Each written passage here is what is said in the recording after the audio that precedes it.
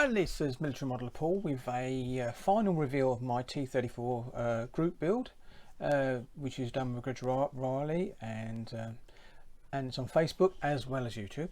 I shall be doing some photos of this later on. I haven't done the tow cables. I've seen a few photographs where they didn't have the cable in view, so I've not done that. Also, I will say I forgot to do this. I don't think anyone noticed, but on the ends of the fuel tanks there are two handles they lifted off and on and off. I forgot to put them on there, and I've actually folded them. They're in a little box around the side, and I folded them to do, and I just didn't want to muck me try and get in and repaint bits and pieces, so I've actually left that anyway. So I'm still happy with the build. I'll make sure I do that on my next T34 anyway, so whichever version it'll be.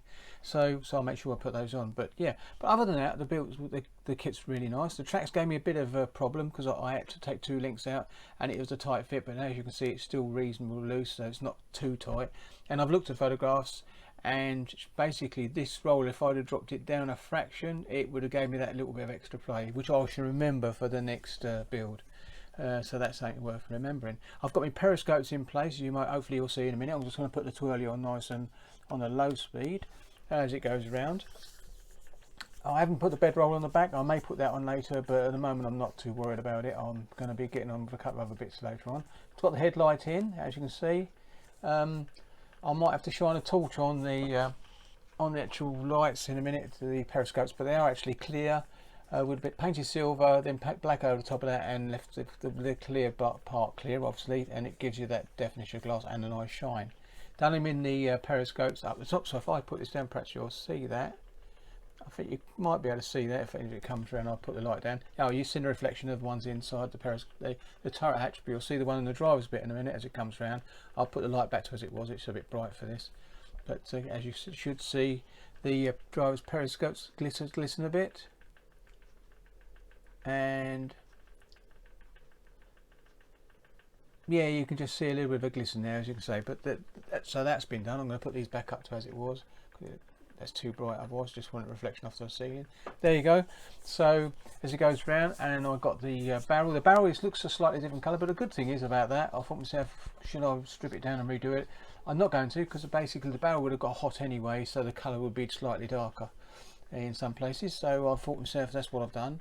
I'll give you the top view. I managed to get all the bits and pieces. The tools looking slightly used, and it actually looks a lot like metal. This isn't too dirty a vehicle. It's got I've put a lot of dust and bits and pieces all round, and used oils, and the colours on the turret, when I go above you'll see the slight I did have different colours, tonal differences of the green. It's funny, when you do a film it never shows it that much, but I've done a lot of weathering all around there and on the tracks, but I have, as it's in a street area, you can see a bit of silver on them, and that's where it's contact with the road. As it comes in, you can see that. So that's what I've done. So I'm going to switch it off in a couple of seconds. I've got a machine gun in the actual turret, a same colour size tube as I used in the actual barrel machine gun, which is good. I'll put that down now. That's it, go down. I'm going to switch it off now as it comes around. And there you go. As you can see, you can see a tonal difference, but actually when you look at it for real, when I come from above you'll see a bit more of that. I'm really pleased with the greens. Our next build will we're coming out soon, and I'll be telling you, because Greg and me and Riley are doing another little buddy build again. We've got quite a few vehicles actually, but I'll put his name on the side of the boxes to say which one's a buddy build. Same with Steve Mottram, I've got one with his name, cut a few one with his name on as well, so that I know not to build them unless I'm actually building with that person. That's what it's on. I think you can see the weathering on the rain where it runs down and leaves sort of white stains as it comes down and the dust comes down.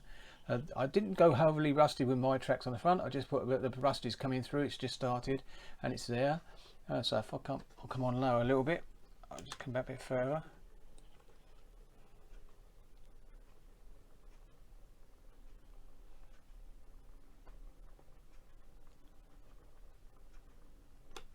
Now, what I did in this area is that I decals. Now I was doing the same as Greg with the white stripe round the side and all the way up, and a bit not over top, but just around the side. And I did actually do that by painting it all. I painted the stripe around the side, looked quite nice, and then I painted the decals, which wasn't too bad. But I just every time I looked at it, I wasn't happy. So I basically didn't strip it out. I sanded it, light sanded with a sanding stick, and then so I get rid of some of the paint, and then I sprayed over the green, and then put these decals on, and they went on really well. And so I've just put it a bit further, you'll see a bit better. They run really nice. They actually do look painted on, which is nice. So quite happy with that. So, and I've got to track cleats all down here, all been done and rusted up, and then leather straps painted over the top of those. I didn't do, as I said before when I showed the video before, I didn't put the rear drums on the back. I will be doing that on my next ones, because I should build them separate and then put them in location afterwards, so that they actually can be built up as a unit to put on there. It's got a bit of fuel leakage around this, not fuel, exhaust where the oil comes. I think you might just be able to see it there.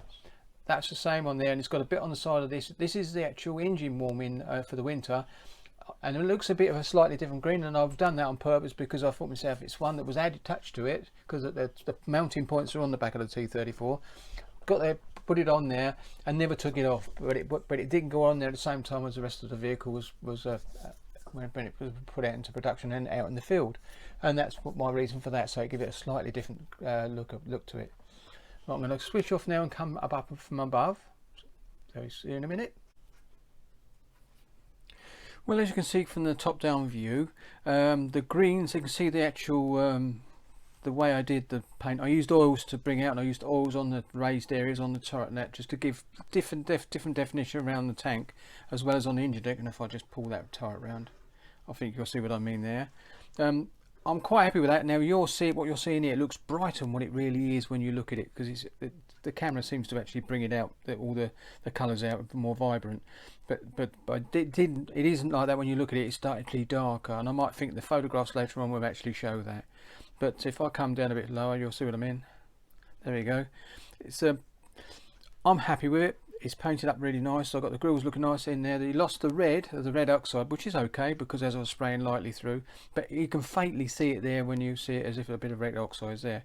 So if I come back out now, there you go. Now if I just put it going round a bit further to the other side, I'll just do this, it'll be easier. You can see what I've done all the way around there. As I said, I'm happy it's finished now, pleased. It's a mini art tank. It was really brilliant to work with. Obviously the only thing I don't like was the actual fact there was no O-rings to actually, so you can remove the tyres on and off the vehicle. And the front idler really needs a, oops, there you go. I think I'll do that. The front idler really needs a, I'm going to put it back a bit further there.